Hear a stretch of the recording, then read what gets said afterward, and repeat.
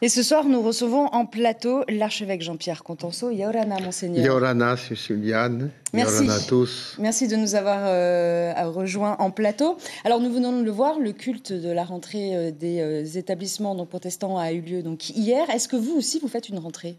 Il y a une rentrée qui s'est déjà faite au niveau des établissements scolaires, mais il y a une messe de rentrée qui aura lieu le 9 septembre à l'église de Punaouia. D'accord. Alors les protestants, on l'a vu ces dernières semaines, notamment lors du synode, sont assez engagés, sont même très engagés dans la politique. Est-ce que vous aussi, l'Église catholique, les catholiques le sont ? Nous sommes engagés dans le politique. Et je ferai la distinction entre le politique, qui est l'art de vivre ensemble, l'art de construire une société qui permette à chacun et à chacune de pouvoir trouver sa place dans le respect et la dignité de chacun. Après, il y a les façons concrètes dont ce projet se réalise et qui est proposé par les différents partis politiques qui prônent telle solution, telle façon de faire et de procéder. La position de l'Église catholique, en tout cas et la mienne, c'est de dire que c'est essentiel que les catholiques s'engagent dans ce combat, dans ce chantier, parce que c'est notre responsabilité. Le pape Jean XXIII disait que le politique était la forme suprême de la charité. Si nous voulons être solidaires de tous ceux avec lesquels nous vivons, les chrétiens et les catholiques doivent s'engager autant que faire se peut dans les processus qui mènent aux décisions politiques qui sont prises par les responsables. Mais l'Église ne dira jamais « votez pour un tel,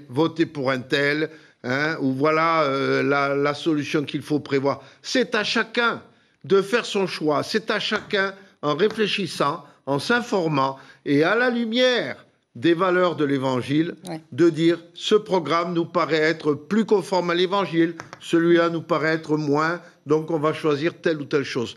Mais c'est important que les chrétiens s'engagent parce que c'est une forme de charité par excellence. L'Église catholique a perdu récemment un grand nom, Monseigneur Hubert Copenrath. Est-ce que cela va être compliqué de faire sans lui ? Et vous savez, c'est un peu, comme on dit, une bibliothèque qui brûle. Le départ de quelqu'un comme Monseigneur Hubert, c'est un moment où une page se tourne dans l'histoire de l'archidiocèse. Surtout que Monseigneur Hubert avait succédé à son frère, Monseigneur Michel, qui avait eu un rôle très important, puisque c'est Monseigneur Michel qui avait fondé l'église qu'on appelle diocésaine, et qui avait donc tourné une page dans l'histoire de l'église en Polynésie. Monseigneur Hubert a eu cette redoutable responsabilité de poursuivre l'œuvre de Monseigneur Michel. Et là, avec son départ, c'est une page qui se tourne. Je dirais que l'église diocésaine arrive à une certaine maturité. Elle n'est pas encore tout à fait, mais bon, on arrive à une certaine maturité et il va falloir continuer. Mais je garde quand même à Monseigneur Hubert ce grand merci, parce que c'est lui, avec Monseigneur Calvé et Monseigneur Pascal Changsoy, c'est lui qui m'a transmis le pouvoir d'évêque.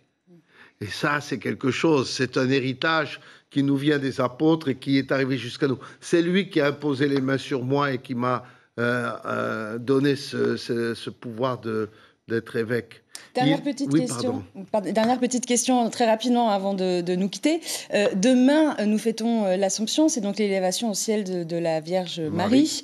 Qu'est-ce que vous allez faire ? Pendant 2 ans, il n'y a rien eu, la photo Covid. Est-ce que demain, il y aura quelque chose ? Est-ce que vous allez renouer avec la procession ? Je pense que beaucoup de paroisses, parce que ça relève des paroisses, beaucoup de paroisses vont relancer les processions avec cette idée que la procession, c'est une façon de marquer de façon physique et concrète, et avec ses pieds, une démarche qui doit se faire d'abord dans le cœur. C'est-à-dire que notre itinéraire de chrétien nous conduit à marcher, à avancer. Il y a un chant qui dit de Marie, la première en chemin. Et c'est toujours dans une dynamique d'évolution, de mouvement, d'avancée que nous sommes entraînés par le Christ Jésus. Et donc faire une procession, c'est manifester concrètement avec notre corps et avec nos jambes et avec nos pieds que nous sommes un peuple en marche. Merci beaucoup, Monseigneur Contenceau. Je rappelle que vous êtes archevêque. Merci. L'information en continu sur Polynésie la première, Internet et réseaux sociaux.